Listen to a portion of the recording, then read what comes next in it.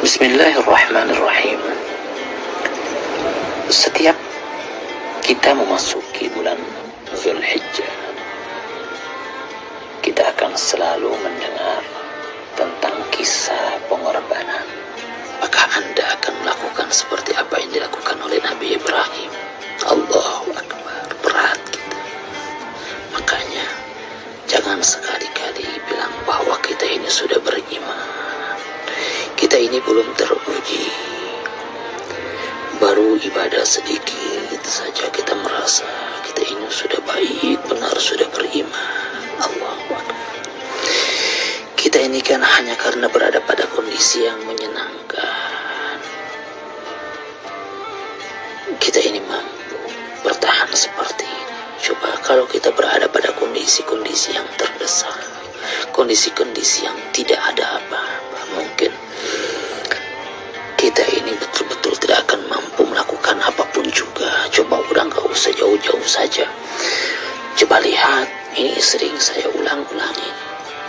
Kita kalau berangkat umroh atau haji, yang selalu kita perhatikan tidak lain masalah tempat tinggal. Jauh tidak dari Mekah, jauh tidak dari Tanah Haram, jauh tidak dari Baitullah, jauh tidak dari Masjidin Nabi. Enak enggak? Bintang berapa? Tempat tidurnya seperti apa?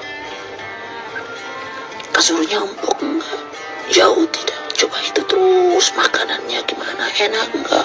Masakannya masakan Indonesia atau masakan apa? Itu yang kita pikirkan. Kita enggak pernah berpikir tentang Tuhan kita. Kita tidak pernah berpikir bagaimana kita ini mau masuk ke Baitullah, bagaimana mau beribadah ke sana. Ini dulu yang selalu kita pikirkan. Lalu itu yang dikatakan orang mau beribadah. Ibadah itu kalau memang kita ini memikirkan ibadah, betul-betul mau beribadah, betul-betul mau ke Baitullah, gak peduli mau seperti apa, ya udah, gak protes. Coba bayangkan, lift rusak saja, numpuk di sekitar lift, udah marah-marah, udah gimana travelnya nih, gak peduli sama kita. Coba lihat, berada di tempat Baitullah, di dekat Allah, masih sempat mengeluh, lalu bilang saya udah naik haji, waduh saya udah umroh, malu gitu. Makanya ketika kita mau diciptakan oleh Allah, malaikat protes, bilang sama Allah, mereka pasti tidak akan beribadah dengan ikhlas. Mereka akan selalu mengeluh, mereka akan selalu saling menyakiti. Kan itu yang terbukti sekarang ini. Itulah kita. Pembuktian akan keberimanan kita harus betul-betul kita realisasikan dalam kehidupan sehari-hari kita, bukan hanya di lisan saja. Bukti dari hadirnya Allah di dalam jiwa kita itu nampak dalam seluruh panca indera kita. Tangan kita seperti apa, mulut kita seperti apa, telinga kita, mata kita, itu harus betul-betul nampak. Jangan sampai kita ini beriman, nyebut-nyebut nama Allah, berdoa, baca zikir, lisan sering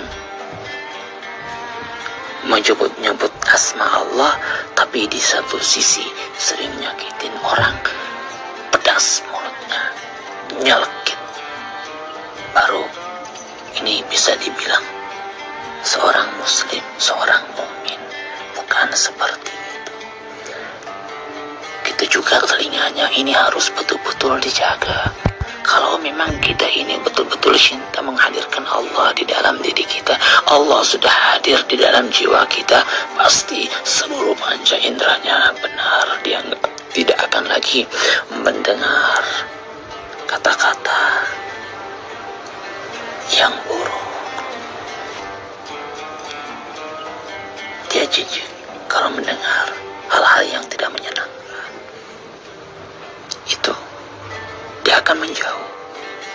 Dia tidak akan memfitnah, tidak akan menggibah. Dia takut.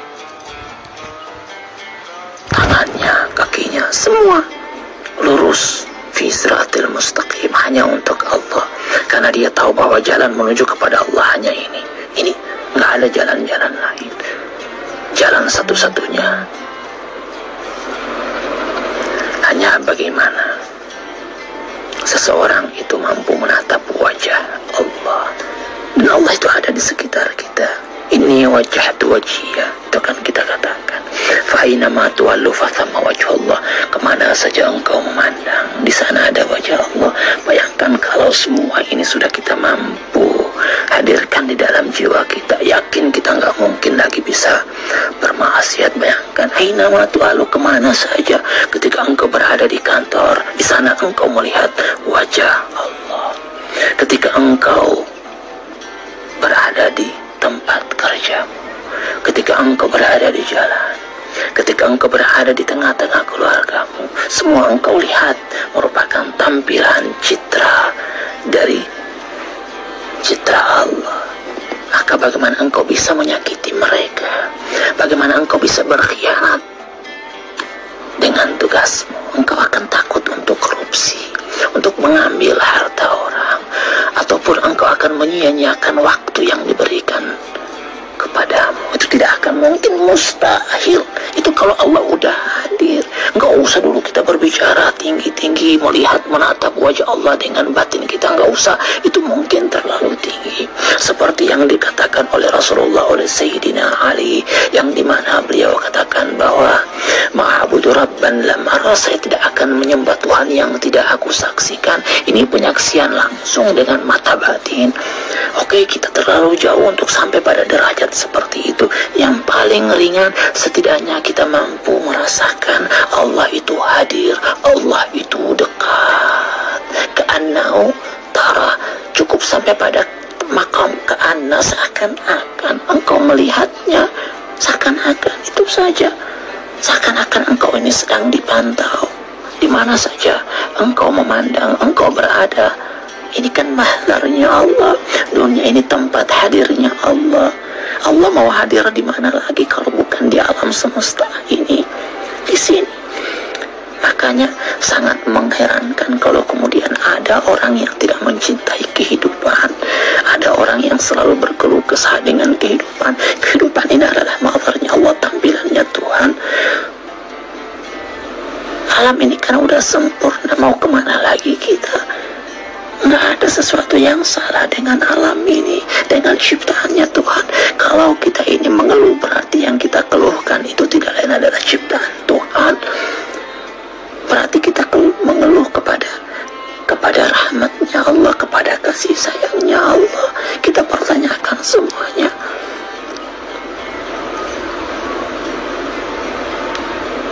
Itu kalau memang kita betul-betul sudah mampu menghadirkan Allah di dalam hati kita. Kita berusaha untuk ini. Kalau Allah sudah hadir, pasti dia akan khusyuk. Dia akan konsen, fokus dengan apa yang dia kerjakan. Dia nggak lari ke sana kemari. Sedang beribadah, dia fokus dengan ibadahnya. Kalau sedang bekerja, dia fokus dengan kerjanya. Semua adalah ibadah. Semua aspek yang ada di alam dunia ini ibadah. Jangan kita memilah-milah ibadah. Kalau sholat baru ibadah, puasa baru ibadah, zakat baru ibadah. Enggak, semua kehidupanmu, setiap tarikan nafasmu adalah ibadah.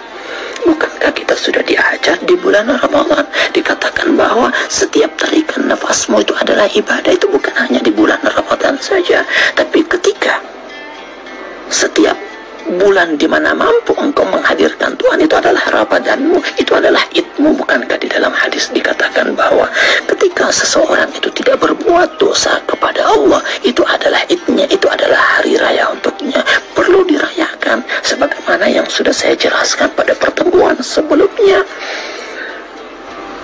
Itu id kita. Kalau kita sudah mampu hadirkan Allah, Anda pasti akan lihat alam ini betapa indah. Bukankah kata Nabi, rumahku adalah surgaku, baiti jannati. Kenapa Rasulullah bisa mengatakan itu? Surga di mana? Surga nggak usah kau pikirkan jauh-jauh.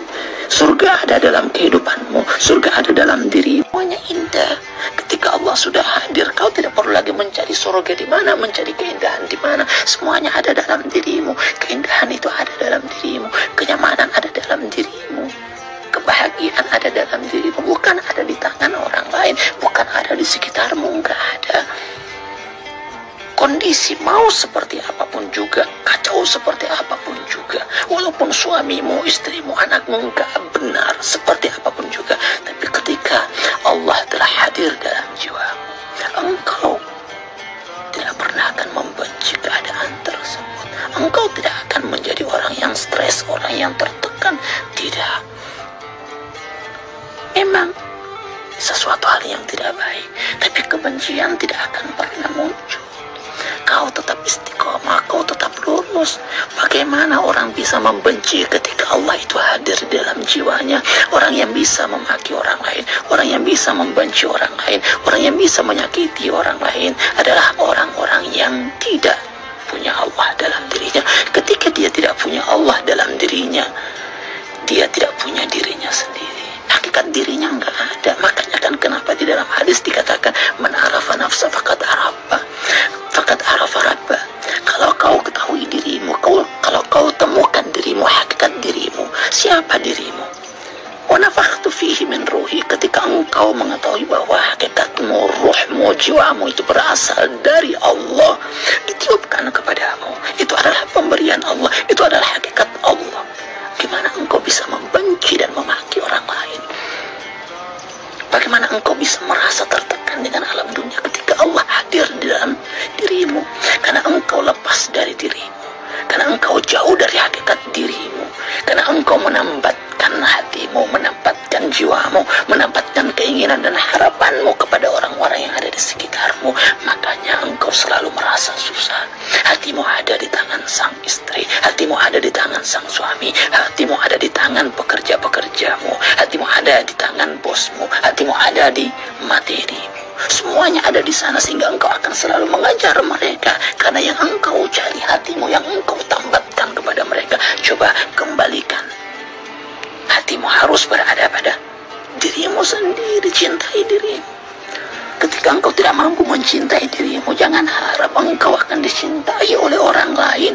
Saya ingin tekankan kepadamu, tidak ada orang yang bisa mencintai orang lain kecuali kalau orang itu benar-benar telah dekat kepada Allah, kecuali kalau orang itu telah menemukan hakikat dirinya, kecuali kalau dia benar-benar sudah memahami siapa dirinya yang sebenarnya. Kalau kita ini masih jauh, makanya setiap pemberian kita kepada orang lain bukan hakikat kita memberi, tapi hakikat kita ingin mengambil lebih. Kan itu. Coba terbukti Anda menyumbang, Anda bersedekah. Apa yang Anda inginkan dengan sedekah Anda? Bukankah Anda memberi 1, Anda harap 10? Enggak usah kita berdusta. Itu hakikat kita, memberi 1 mengharap 10, mengharap lebih banyak untuk diri kita karena kita melihat diri kita. Niscaya kita tidak mampu mengeluarkan sesuatu kalau kita masih terus terikat dengan hal tersebut. Yakin, makanya harus melepaskan ikatan. Dan pengorbanan yang dilakukan oleh Nabi Ibrahim itu ingin melepaskan ikatan tersebut. Ismail begitu dicintai, ada dalam hati Ibrahim, ada begitu dicintai. Bukan badan Ismail yang minta untuk dikorbankan oleh Allah, bukan. Allah tidak butuh jasmanimu, Allah tidak butuh materimu, bukan itu yang diinginkan oleh Allah. Bukan darah segar yang mengalir di luar, bukan itu yang Allah inginkan, tapi darahmu, hakikat dirimu, egomu, nafsumu. Sebab dirimu, egomu, nafsumu merupakan induk segala berhala. Itulah yang mau dihancurkan. Nabi Ibrahim ketika dia menghancurkan berhala-berhala yang ada di tempat-tempat peribadatan Raja Namrud. Hakikat iblis, hakikat diri kita. Kitalah hakikat setan besar tersebut. Itu yang mau dilempari, itu yang mau dikapak. Tidak bisa dihancurkan. Nabi Ibrahim pun tidak menghancurkan berhala yang besar. Dia tidak mampu. Hakikat dirinya hancur di mana? Hancur pada saat terakhir dari kehidupannya. Sebab masih ada yang dia inginkan, dia masih muda, belum bisa, belum terbukti. Memang engkau telah mengorbankan sesuatu, tapi ternyata apa? Ternyata Ibrahim masih punya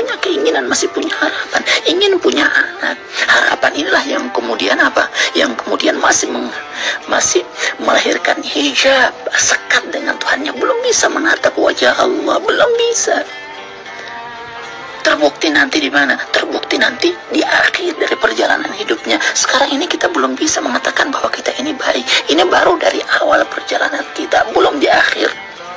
Mungkin kita kelihatan baik sekarang, masih berbuat luar biasa, perbuatan-perbuatan baik, tapi kita tidak bisa memastikan bahwa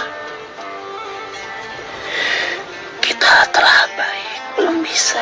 Nanti terakhir baru kita bisa lihat. Nabi Ibrahim pun seperti itu. Belum.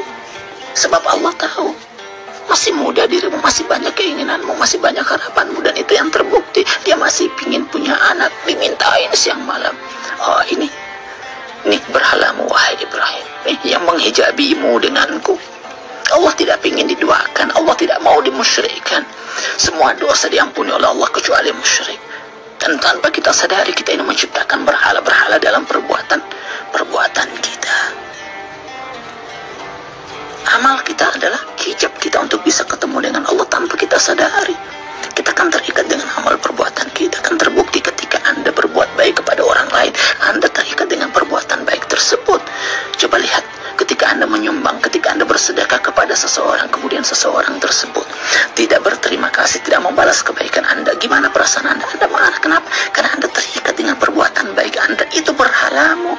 Nggak usah kamu jauh-jauh menengok orang lain. Nah, nih orang lain berbuat buruk. Nggak, dirimu sendiri yang menatap orang lain buruk adalah keburukan yang paling besar. Itulah berhalamu. Ketika engkau masih melihat dirimu baik dan melihat orang lain buruk, engkau seseorang yang buruk. Orang baik tidak pernah menengok orang lain buruk. Seburuk apapun juga orang lain, dia akan selalu melihat dirinya paling buruk dari mereka. Itu hakikat orang yang baik. Kebaikan itu milik Allah, bukan punya kita. Jangan kemudian kita ini bersandar dengan kebaikan yang bukan punya kita. Alhamdulillahi Rabbil Alamin. Puji-pujian hanya milik Allah, bukan milikmu. Ketika Allah itu sudah menyandarkan semua puji-pujiannya hanya untuk dirinya, lalu untukmu apa? Tidak ada. Tidak ada. Engkau hanya punya keburukan. Hakikat diri kita ini seandainya bukan karena kebaikan yang Allah berikan kita ini, wallahi orang yang paling buruk. Kita ketika, ini saya contohkan sama Anda. Anda ketika ketemu dengan seseorang, orang yang Anda nggak kenal, atau katakanlah Anda melihat orang yang berbuat sesuatu di luar, yang pertama kali muncul dalam pikiran kita, orang yang berbuat baik saja, nggak usah berbuat buruk loh. Orang berbuat baik saja, ketika Anda lihat orang tersebut berbuat baik, yang muncul dalam pikiran Anda apa? Baik atau buruk tentang orang tersebut? Langsung keburukan. Ini pasti ada maunya. Ini pasti mencari tujuan-tujuan lain. Itu kan yang muncul. Karena memang dasarnya kita ini buruk, walaupun hakikat penciptaannya kita itu baik. Tapi kalau disandarkan kepada kita, kita ini pada akhirnya selalu mencari-cari celah-celah keburukan. Makanya ini yang mau disembelih. Jadi Allah nggak butuh darah dari binatang tersebut. Allah nggak butuh dagingnya, nggak butuh. Ngapain kalian yang makan itu semua? Allah nggak butuh, tapi yang Allah butuhkan dirimu. Dirimu yang Allah butuhkan, hakikatmu yang Allah butuhkan. Itu yang Allah inginkan. Allah itu menciptakanmu. Khalaqtuka li'ajli, kata Allah. Khalaqtuka li'ajli, engkau aku ciptakan